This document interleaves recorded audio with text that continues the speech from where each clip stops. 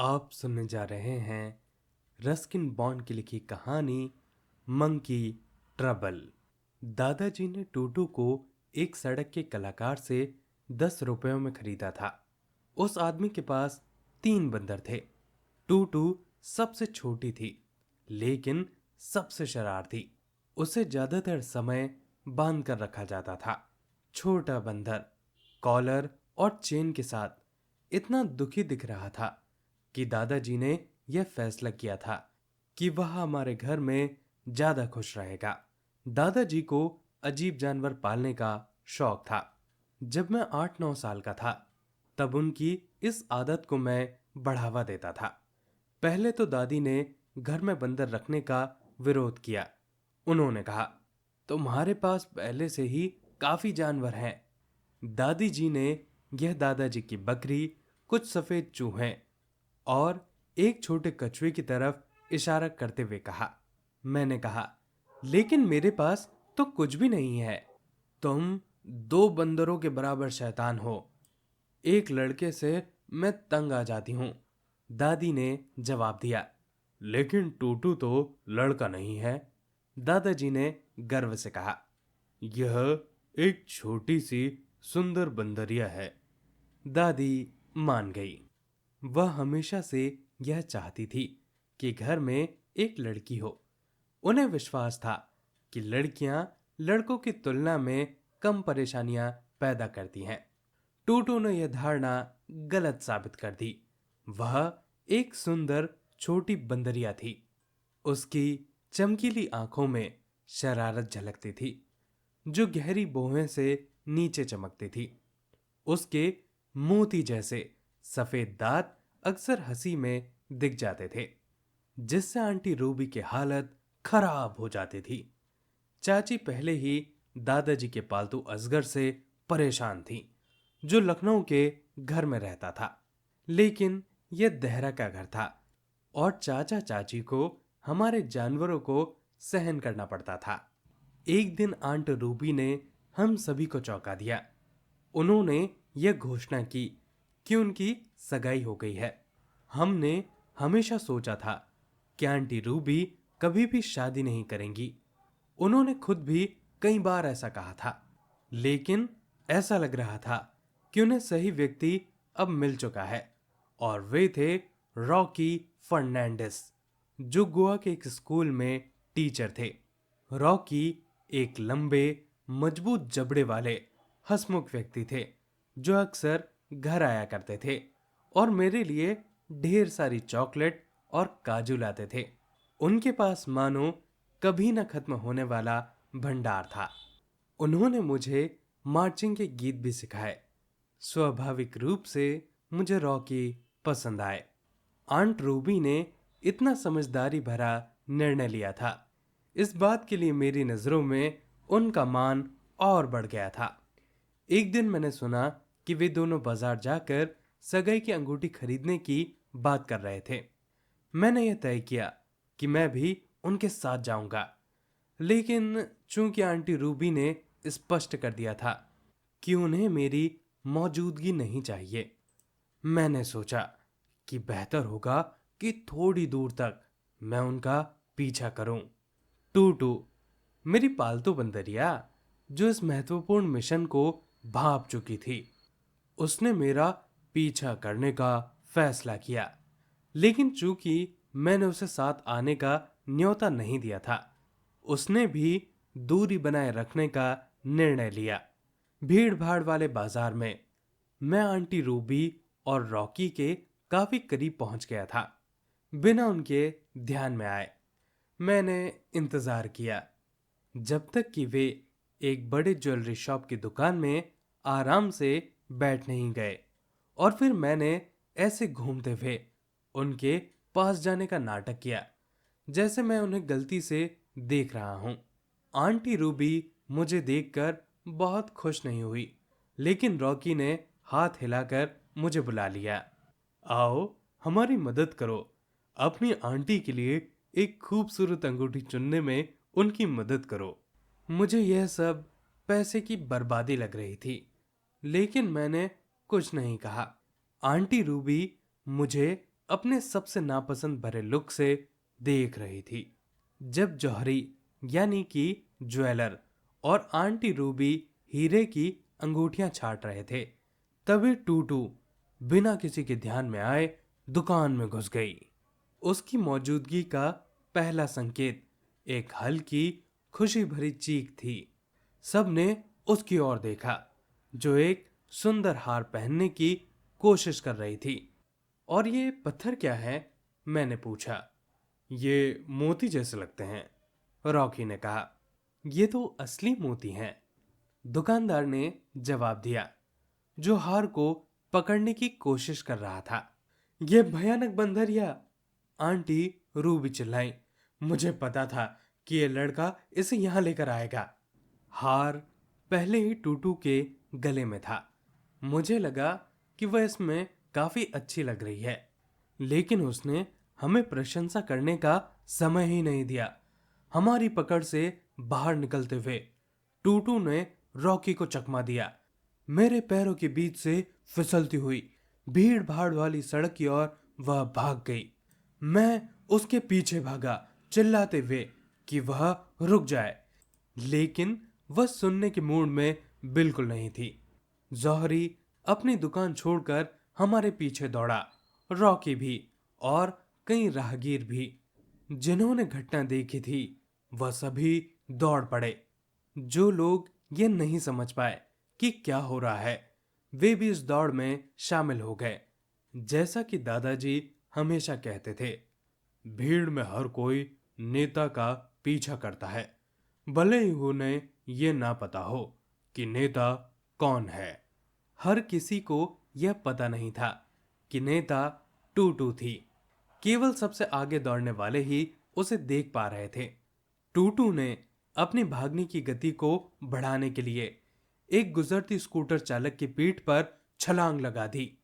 Scooter एक फल के ठेले से टकरा गया और केले के ढेर पर नीचे रुक गया, जबकि स्कूटर चालक ने खुद को नाराज फल वाले की बाहों में पाया।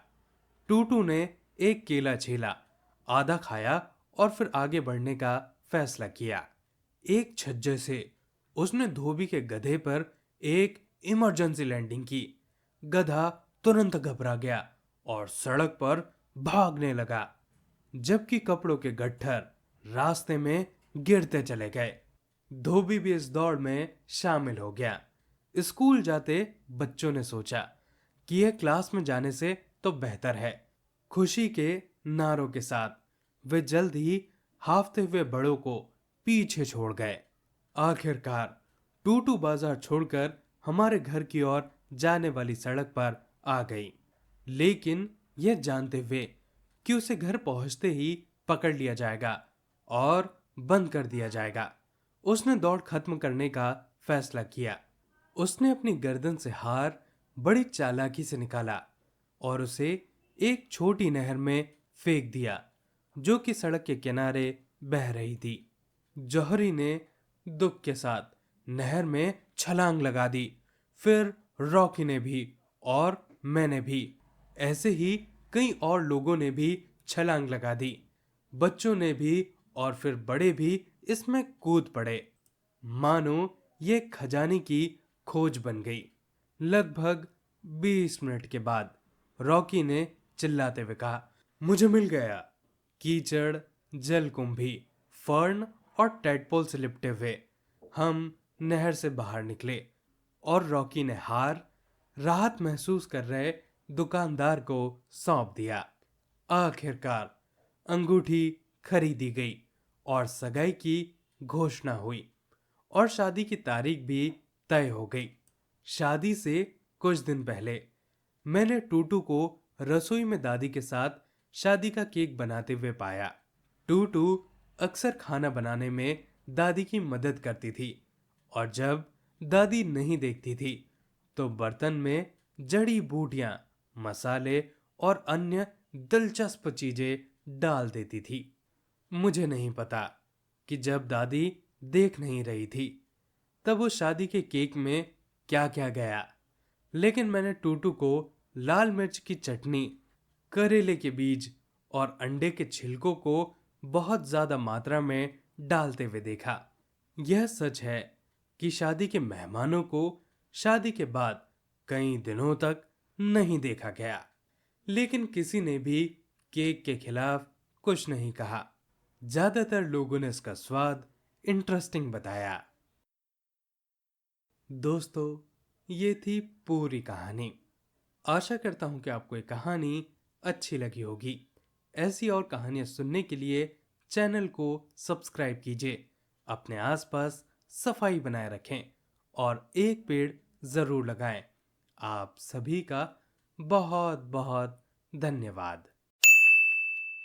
आप सुनने जा रहे हैं रस्किन बॉन्ड की लिखी कहानी Ranji's wonderful bat. How's that? Wicket keeper ने चिल्लाते हुए गेंद को अपने दस्तानों में ऊंचा उठा लिया। House that? स्लिप के फील्डरों ने दोहराया। हाउस? तेज गेंदबाज ने गुर्राते हुए एम्पायर की ओर घूरा। आउट, एम्पायर ने कहा। और सूरज, स्कूल टीम का कप्तान, धीरे धीरे पवेलियन की ओर वापस चल पड़ा, जो वास्तव में मैदान के किनारे पर एक औजारों की शेड थी। स्कोर 53 रन पर 4 विकेट था। जीत के लिए अभी भी 60 रन बनाने थे और सिर्फ एक अच्छा बल्लेबाज बचा था। बाकी सब गेंदबाज थे। उनसे ज्यादा रन बनाने की उम्मीद नहीं की जा सकती थी। अब रणजी की बारी थी। वह टीम का सबसे युवा सदस्य था, सिर्फ 11 साल का, लेकिन मजबूत और साहसी।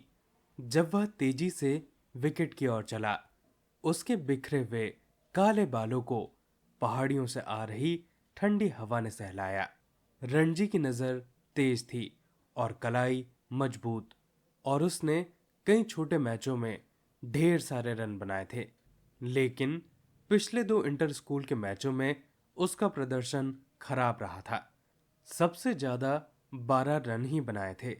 अब वह अपनी टीम को जीत दिलाने के लिए एकदम तैयार था। रणजी ने गार्ड लिया और गेंदबाज का सामना करने के लिए तैयार हो गया। फील्डर और करीब आ गए, एक और कैच की उम्मीद में। लंबा तेज गेंदबाज तना और अपनी लंबी दौड़ की शुरुआत की। उसका हाथ तेजी से घूमा और चमकती हुई लाल गेंद तेजी से रणजी की ओर आ गई।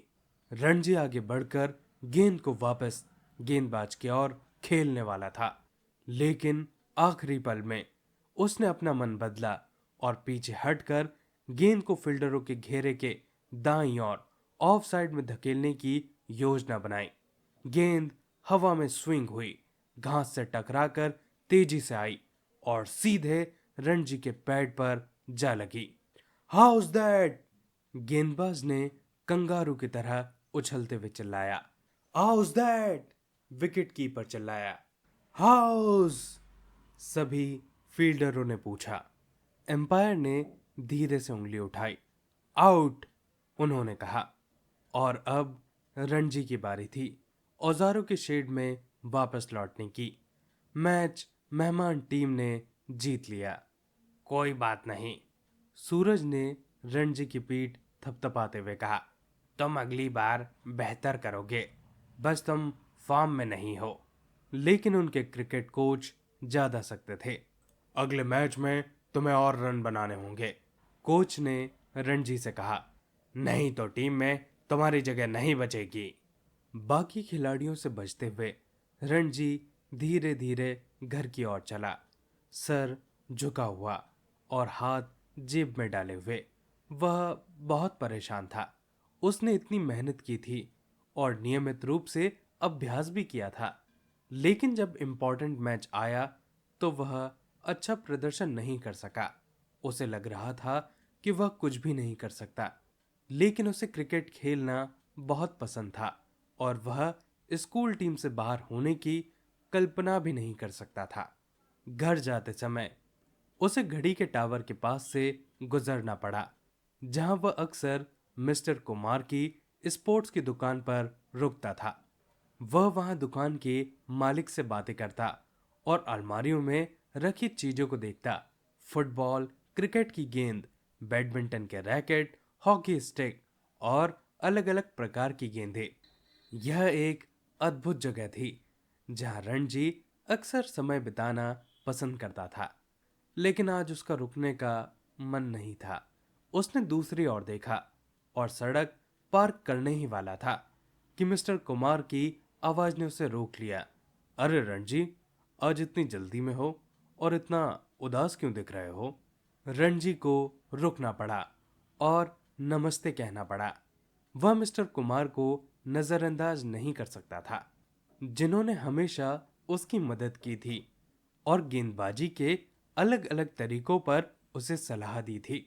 मिस्टर कुमार कभी राज्य के एक खिलाड़ी रह चुके थे और तंजानिया के खिलाफ एक मैच में शतक भी लगाया था। अब वह फर्स्ट क्लास क्रिकेट के लिए काफी बुजुर्ग हो गए थे, लेकिन युवा खिलाड़ियों को प्रोत्साहित करना पसंद करते थे।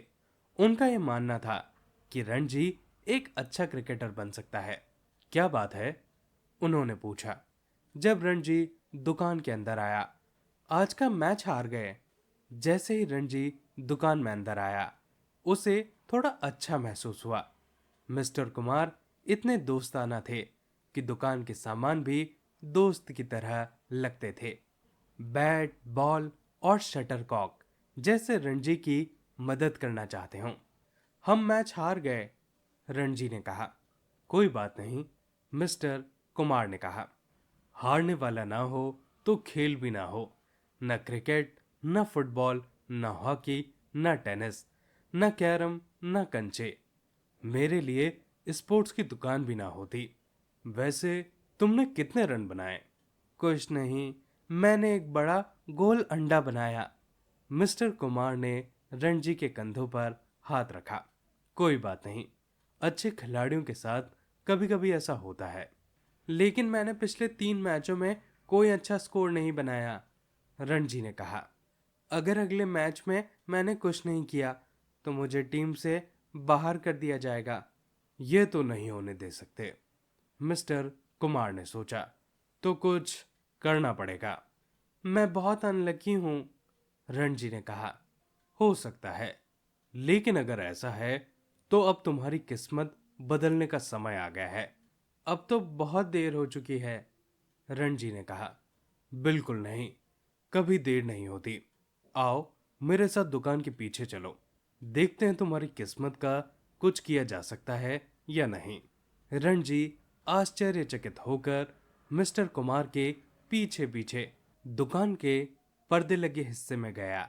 उसने खुद को एक कम रोशनी वाले कमरे में पाया, जहां पुरानी और इस्तेमाल की हुई खेल की चीजें छत तक भरी हुई थी।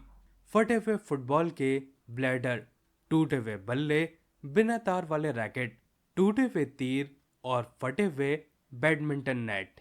मिस्टर कुमार कुछ पुराने क्रिकेट बैट्स की जांच करने लगे। कुछ मिनटों के बाद उन्होंने कहा, आह, और एक बैट उठाकर रणजी की ओर बढ़ाया। यही है, उन्होंने कहा। यह मेरे पुराने बैट्स में सबसे लकी बैट है और इसी बैट से मैंने सेंचुरी लगाई थी। उन्होंने बैट घुमाया और कमरे के कोनों में काल्पनिक गेंद मारने लगे। ये पुराना है, लेकिन इसका जादू अभी भी बरकरार है, मिस्टर कुमार ने स्ट्रोक लगाते हुए सांस लेते हुए कहा। उन्होंने बैट रणजी की ओर बढ़ाया। लो, इसे लो। मैं इस क्रिकेट सीजन के लिए तुम्हें यह बैट उधार देता हूं। इसके साथ तुम कभी भी असफल नहीं होगे। रणजी ने बैट लिया और श्रद्धा व खुशी से उसे निहारने लगा। क्या ये वही बैट है जिससे आपने सेंचुरी लगाई थी? रणजी ने पूछा। हाँ, मिस्टर कुमार ने कहा, और हो सकता है कि यह बैट तुम्हें भी एक सेंचुरी दिला दे। रणजी ने शनिवार के मैच का इंतजार एक सप्ताह बड़ी बेचैनी से किया। उसकी स्कूल टीम को एक और शहर की मजबूत टीम के साथ खेलना था। उस सप्ताह क्लास में बहुत काम था, इसलिए रणजी को बाकी लड़कों के साथ ज्यादा प्रैक्टिस करने का समय नहीं मिला। घर में कोई भी भाई बहन न होने के कारण उसने पड़ोस की लड़की कोकी से बगीचे में गेंदबाजी करने के लिए कहा। कोकी अच्छी गेंदबाजी कर लेती थी, लेकिन रणजी को जोर से शॉट लगाना पसंद था, बस बैट की आदत डालने के लिए। उसने उसे बताया। जल्द ही कोकी गेंद के पीछे पूरे बगीचे में भागते भागते थक गई। आखिरकार शनिवार आ गया। उजला धूप भरा दिन, क्रिकेट के लिए बिल्कुल सही। सूरज ने टॉस जीत लिया और पहले बल्लेबाजी करने का फैसला किया। ओपनिंग बल्लेबाजों ने बिना आउट हुए 30 रन जोड़े। मेहमान टीम के तेज गेंदबाज ज्यादा कुछ नहीं कर सके। फिर स्पिन गेंदबाज आए और खेल में तुरंत बदलाव आ गया। एक ही ओवर में 2 विकेट गिर गए और स्कोर हो गया 33 रन्स पर 2 विकेट। सूरज ने कुछ तेज रन बनाए, फिर वह भी एक स्पिनर की गेंद पर विकेट के पीछे कैच आउट हो गया और अगला बल्लेबाज क्लीन बोल्ड हो गया। अब स्कोर था 46 रन पर 4 विकेट और अब रणजी की बारी थी। रणजी धीरे धीरे क्रीज की ओर चला। फील्डर उसके चारों ओर घिर गए। उसने गार्ड लिया और पहली गेंद का सामना करने के लिए एकदम तैयार हो गया। गेंदबाज ने एक छोटी दौड़ लगाई और गेंद रणजी की ओर घूमती हुई आई। लग रहा था जैसे वह बल्ले से दूर स्पिन हो जाएगी। और तभी रणजी के हाथ में रोमांच दौड़ गया जब उसने महसूस किया कि गेंद बल्ले के मजबूत विलो से टकराई है। क्रैक! गेंद बल्ले के बीचों बीच लगकर तेजी से गेंदबाज के पास से निकलती हुई बाउंड्री की ओर दौड़ गई और 4 रन। गेंदबाज नाराज हो गया। नतीजन उसकी अगली गेंद एक ढीली ढाली फुल टॉस थी। रणजी ने उसे ऑन साइड की बाउंड्री पर भेज दिया। एक और चौका। और ये तो बस शुरुआत थी। अब रणजी ने अपने सभी शॉट्स खेलने शुरू कर दिए। Late cut, square cut, straight drive, on drive और ऑफ ड्राइव। विरोधी टीम का कप्तान अपने सभी गेंदबाजों, तेज और स्पिन को आजमा चुका था, लेकिन कोई भी रणजी को आउट नहीं कर सका। रणजी ने फील्डरों को पूरे मैदान में दौड़ा दिया। लंच ब्रेक तक रणजी ने 40 रन बना लिए थे। लंच के 20 मिनट बाद जब सूरज ने पारी समाप्त की, रणजी 58 रन बनाकर नाबाद था। विरोधी टीम बहुत कम स्कोर पर सिमट गई और रणजी की स्कूल टीम ने मैच जीत लिया। घर जाते समय रणजी ने मिस्टर कुमार की दुकान पर रुककर उन्हें यह खुशखबरी दी। हम जीत गए, उसने कहा। मैंने 58 रन बनाए और ये मेरा अब तक का सबसे बड़ा स्कोर है। ये बल्ला सचमुच बहुत लकी है। मैंने कहा था ना, मिस्टर कुमार ने रणजी से गर्मजोशी से हाथ मिलाते हुए कहा। आगे और भी बड़े स्कोर आएंगे। रणजी बहुत खुश होकर घर गया। वह इतना प्रसन्न था कि जमुना स्वीट शॉप पर रुका और कोकी के लिए 2 लड्डू खरीदे। कोकी को क्रिकेट पसंद था, लेकिन लड्डू उससे भी ज्यादा। मिस्टर कुमार सही थे। रणजी की सफलता की यह तो बस शुरुआत थी। अगले मैच में उसने 40 रन बनाए और लापरवाही के कारण विकेट कीपर द्वारा स्टंप हो गया। इसके बाद का मैच 2 दिन का था, जिसमें वह नंबर 3 पर बल्लेबाजी कर रहा था। उसने 45 रन बनाए और कई चौके मारे, लेकिन बाद में एक कैच आउट हो गया। दूसरी पारी में जब टीम को 60 रन चाहिए थे, रणजी 25 रन पर बल्लेबाजी कर रहा था। जब विक्ट्री रन बनाए गए तो हर कोई उससे खुश था। कोच, कैप्टन सूरज और मिस्टर कुमार। लेकिन कोई भी लकी बैट के बारे में नहीं जानता था। यह सिर्फ रणजी और मिस्टर कुमार के बीच का राज था। एक शाम मैदान पर एक अनौपचारिक खेल के दौरान रणजी के दोस्त भीम का गेंद पकड़ते समय पैर फिसल गया और उसका हाथ एक तेज पत्थर से कट गया। रणजी उसे घड़ी टावर के पास एक डॉक्टर के पास ले गया, जहां जख्म धोकर पट्टी की गई। देर हो रही थी, इसलिए उसने सीधा घर जाने का फैसला किया। आमतौर पर वह पैदल जाता था, लेकिन उस शाम उसने घड़ी टावर के पास से एक बस पकड़ी। जब वह घर पहुंचा तो उसकी माँ ने उसे एक कप चाय दी।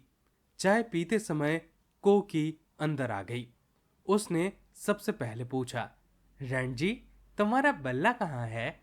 अरे, भीम को चोट लगने पर शायद मैदान में ही मैंने उसे छोड़ दिया, रणजी ने कहा, जल्दी से उठते हुए और चाय गिराते हुए। मुझे अभी जाकर लाना चाहिए, नहीं तो वह कहीं गायब हो जाएगा। कल ले आना, उसकी माँ ने कहा। अभी तो अंधेरा हो रहा है।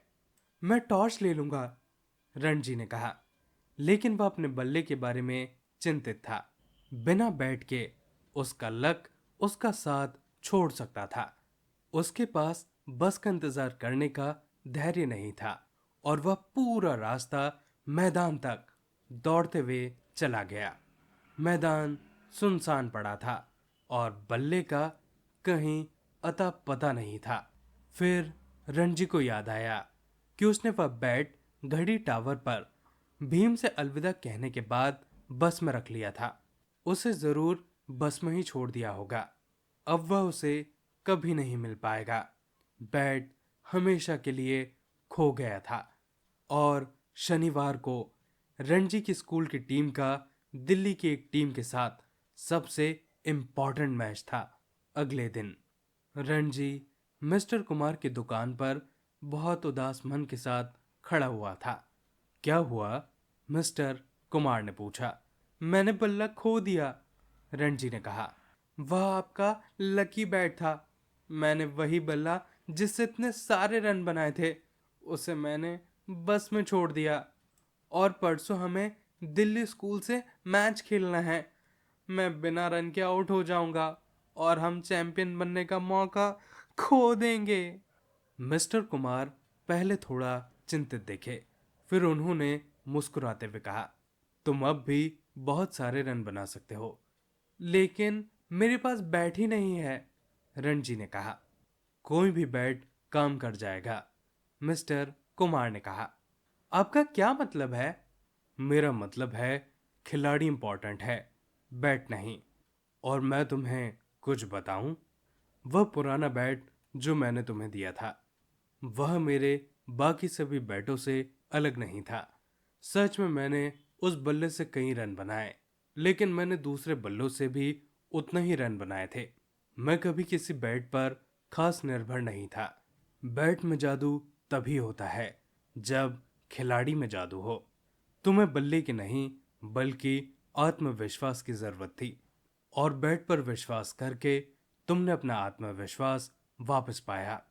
आत्मविश्वास क्या है? रणजी ने पूछा। यह उसके लिए एक नया शब्द था, आत्मविश्वास। मिस्टर कुमार ने धीरे धीरे कहा, आत्मविश्वास का मतलब है यह जानना कि तुम अच्छे हो। और मैं बैट के बिना भी अच्छा हो सकता हूँ?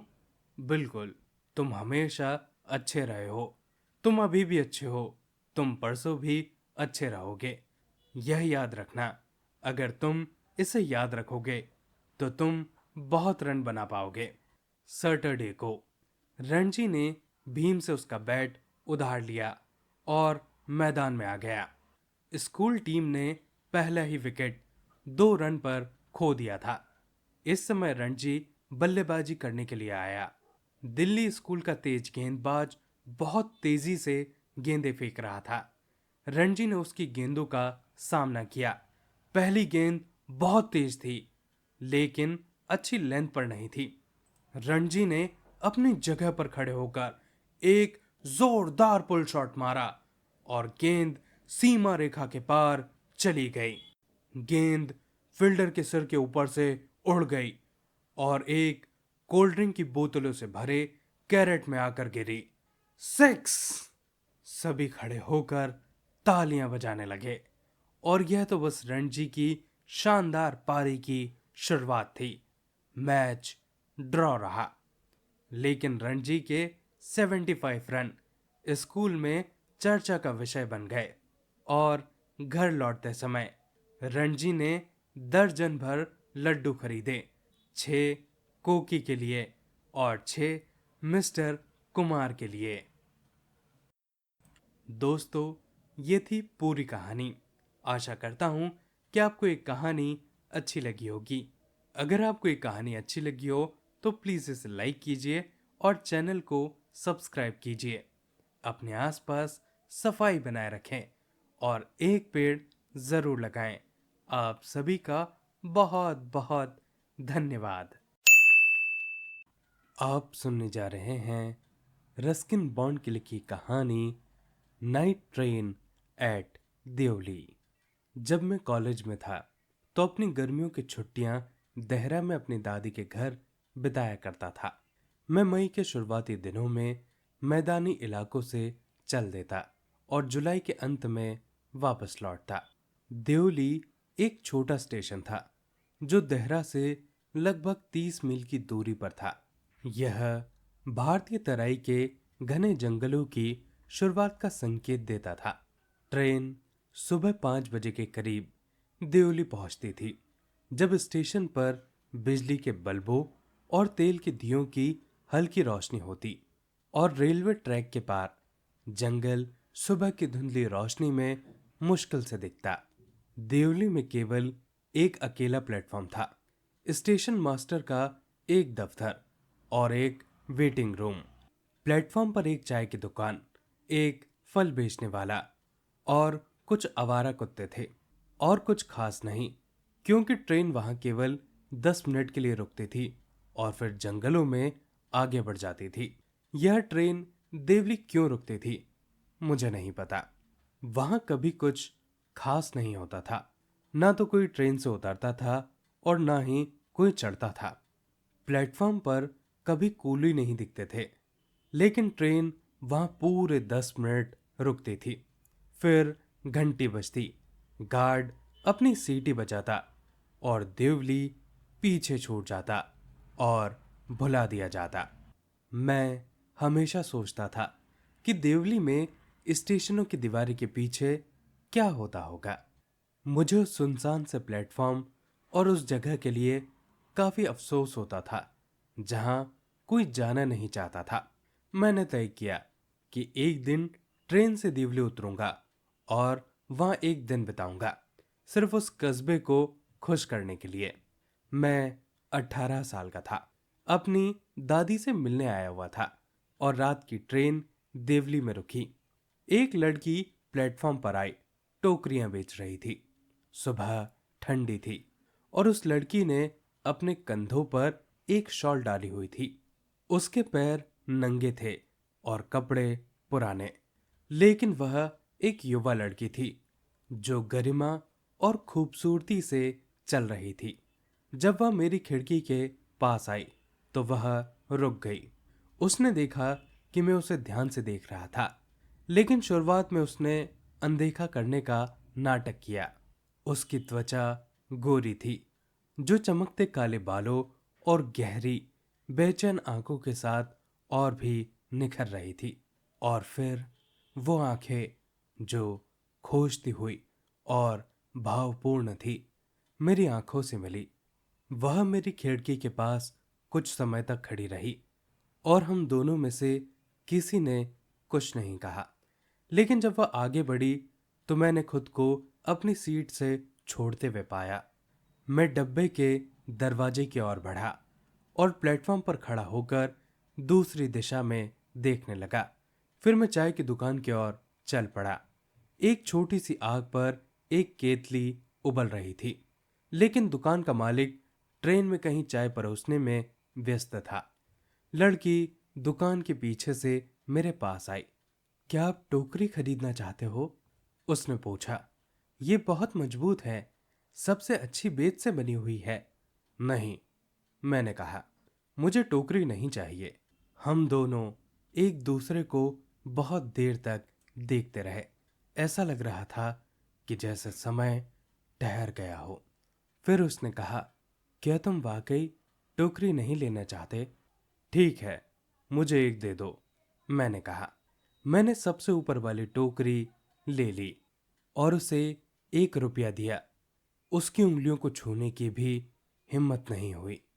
जैसे ही वह कुछ कहने वाली थी, गार्ड ने सीटी बजा दी। उसने कुछ कहा, लेकिन वह घंटी की आवाज और इंजन की फुफकार में डूब गया। मुझे अपने डब्बे की ओर दौड़ना पड़ा। ट्रेन हिचकोले खाकर आगे बढ़ने लगी। मैंने उसे देखा जब तक प्लेटफॉर्म आंखों से ओझल नहीं हो गई। वह प्लेटफॉर्म पर अकेली खड़ी हुई थी और उसने हिलना ढुलना बंद कर दिया था। लेकिन वह मुझे देख रही थी और मुस्कुरा रही थी। मैंने उसे तब तक देखा जब तक सिग्नल बॉक्स ने रास्ता नहीं रोक दिया और फिर जंगल ने स्टेशन को ढक लिया। लेकिन मैं उसे अब भी देख सकता था, अकेले खड़े हुए। उस यात्रा में मैं बाकी समय जागता रहा। मैं उसके चेहरे और गहरी जलती हुई आंखों की तस्वीर को अपने दिमाग से नहीं निकाल सका। लेकिन जब मैं देहरा पहुंचा तो यह घटना धुंधली और दूर होने लगी, क्योंकि वहां और भी चीजें थी जिनमें मेरा मन लग गया। यह केवल तब हुआ जब मैं 2 महीने के बाद वापस यात्रा कर रहा था कि मुझे उस लड़की की याद आ गई। जैसे ही ट्रेन स्टेशन में दाखिल हुई, मैं उसे देखने के लिए उत्सुक था और जब मैंने उसे प्लेटफॉर्म पर चलते हुए देखा तो एक अप्रत्याशित उत्साह महसूस हुआ। मैं फुटबोर्ड से कूदकर बाहर आ गया और उसे हाथ हिलाकर बुलाया। ट्रेन के गेट के पास जो जगह होती है उसे फुटबोर्ड कहा जाता है। जब उसने मुझे देखा तो वह मुस्कुराई। वह खुश थी कि मैंने उसे याद रखा। मैं भी खुश था कि उसने मुझे याद रखा। हम दोनों खुश थे और यह लगभग पुराने दोस्तों की मुलाकात जैसा था। वह ट्रेन के डब्बों के साथ साथ चलते हुए टोकरियां बेचने के लिए नहीं गई, बल्कि सीधा चाय की दुकान पर आ गई। उसकी गहरी आंखें अचानक रोशनी से भर गई। कुछ देर तक हमने कुछ नहीं कहा, लेकिन हमारी खामोशी में भी बहुत कुछ कहा गया। मुझे लगा कि उसे उसी वक्त ट्रेन में बिठा लूं और अपने साथ ले जाऊं। यह ख्याल कि मुझे उस देवली स्टेशन पर उसे छोड़ते हुए देखना पड़ेगा असहनीय था। मैंने उसके हाथ से टोकरियां ली और उन्हें जमीन पर रख दिया। उसने उनमें से एक लेने के लिए हाथ बढ़ाया, लेकिन मैंने उसका हाथ पकड़ लिया। मुझे दिल्ली जाना है, मैंने कहा। उसने सिर हिलाया। मुझे कहीं नहीं जाना है। गार्ड ने ट्रेन चलने के लिए सीटी बजाई और मुझे गार्ड से उस वक्त घृणा हुई। मैं फिर आऊंगा, मैंने कहा। क्या तुम यहां होगी? उसने फिर से सिर हिलाया। जैसे ही उसने सिर हिलाया, घंटी बजी और ट्रेन धीरे धीरे आगे बढ़ने लगी। मुझे उसका हाथ छोड़ना पड़ा और चलती ट्रेन के लिए दौड़ना पड़ा। इस बार मैं उसे नहीं भूला। वह मेरी यात्रा के शेष हिस्से और उससे भी लंबे समय तक मेरे साथ रही। पूरे साल वह मेरी यादों में एक चमकती जीवित चीज बनकर रही। और जब कॉलेज का सत्र खत्म हुआ तो मैंने जल्दी जल्दी अपना सामान बांधा और हमेशा की तुलना में जल्दी देहरा जाने के लिए रवाना हो गया। मेरी दादी मेरी उत्सुकता देखकर खुश होती। जैसे जैसे ट्रेन देवली स्टेशन के करीब पहुंची, मैं घबराहट और बेचैनी महसूस कर रहा था, क्योंकि मैं सोच रहा था कि उस लड़की से क्या कहूंगा और क्या करूंगा। मैंने ठान लिया था कि इस बार मैं उसके सामने असहाय नहीं खड़ा रहूंगा, न कुछ कहने में और न ही अपनी भावनाओं को व्यक्त करने में। ट्रेन देवली पहुंची और मैंने प्लेटफॉर्म पर इधर उधर देखा, लेकिन लड़की कहीं नहीं दिखी। मैंने दरवाजा खोला और फुटबोर्ड से नीचे उतर गया। मुझे गहरी निराशा हुई और एक अनहोनी की भावना ने मुझे घेर लिया। मुझे लगा कि मुझे कुछ करना चाहिए, इसलिए मैं स्टेशन मास्टर के पास दौड़ा और कहा, क्या आप उस लड़की को जानते हैं जो यहाँ पर टोकरियां बेचा करती थी? नहीं, मैं नहीं जानता, स्टेशन मास्टर ने कहा। और अगर तुम पीछे नहीं छूटना चाहते हो तो बेहतर होगा कि तुम ट्रेन में चढ़ जाओ। लेकिन मैं प्लेटफॉर्म पर इधर उधर टहलता रहा और रेलिंग के पार स्टेशन गार्ड की ओर देखता रहा। वहां मुझे केवल एक आम का पेड़ और एक धूल भरी सड़क दिखाई दी जो जंगल की ओर जाती थी। वह सड़क कहाँ जाती थी? ट्रेन स्टेशन से चलने लगी और मुझे प्लेटफॉर्म पर दौड़ना पड़ा और मुझे अपने डब्बे के दरवाजे पर छलांग लगानी पड़ी। फिर जैसे जैसे ट्रेन ने गति पकड़ी और जंगलों से होकर गुजरी, मैं खिड़की के सामने बैठकर सोच में डूब गया। मैं उस लड़की को कैसे खोज सकता था जिसे मैंने केवल 2 बार देखा था, जिसने मुझसे मुश्किल से बात की थी, जिसके बारे में मुझे कुछ भी, बिल्कुल कुछ भी पता नहीं था, लेकिन जिसके लिए मैं ऐसी कोमलता और जिम्मेदारी महसूस करता था जिसे मैंने पहले कभी महसूस नहीं की थी। मेरी दादी मेरी यात्रा से खुश नहीं हुई क्योंकि मैं उनके पास केवल 2 सप्ताह के लिए ही रुका। मुझे बेचैनी और असहजता महसूस हो रही थी, इसलिए मैं ट्रेन लेकर मैदानी इलाकों में लौट आया, इस इरादे से कि देवली के स्टेशन मास्टर से और सवाल पूछूं। लेकिन देवली में एक नया स्टेशन मास्टर था। पिछले स्टेशन मास्टर का तबादला पिछले हफ्ते ही किसी और जगह हो गया था। नए स्टेशन मास्टर को टोकरी बेचने वाली लड़की के बारे में कुछ नहीं पता था। मैंने चाय की दुकान के मालिक से पूछा, जो एक छोटा झुर्रीदार आदमी था और चिकने कपड़े पहने हुए था, कि क्या वह उस लड़की के बारे में कुछ जानता है। हाँ, यहाँ एक लड़की थी, मुझे अच्छी तरह याद है, उसने कहा। लेकिन अब उसने आना बंद कर दिया। क्यों? मैंने पूछा। उसके साथ क्या हुआ? मुझे क्या पता, उसने कहा। वह मेरे लिए कुछ भी नहीं थी। और मुझे एक बार फिर से ट्रेन के लिए दौड़ना पड़ा। जब दिवली का प्लेटफॉर्म मेरी नज़रों से ओझल हो गया तो मैंने फैसला किया कि एक दिन मुझे वहां रुकना होगा, उस कस्बे में एक दिन बिताना होगा, पूछताछ करनी होगी और उस लड़की को खोजना होगा जिसने सिर्फ अपनी गहरी अधीर आंखों की एक नज़र से मेरा दिल चुरा लिया था। इसी सोच के साथ मैंने अपने कॉलेज के आखिरी सत्र को किसी तरह सांत्वना देकर पूरा किया। गर्मियों में मैं एक बार फिर देहरा गया और जब सुबह के शुरुआती घंटों में रात की ट्रेन देवली स्टेशन पर पहुंची तो मैंने प्लेटफॉर्म पर लड़की की तलाश में इधर उधर देखा। मुझे पता था कि वह नहीं मिलेगी, लेकिन फिर भी उम्मीद कर रहा था। किसी तरह मैं खुद को देवली में रुकने और वहां एक दिन बिताने के लिए तैयार नहीं कर पाया।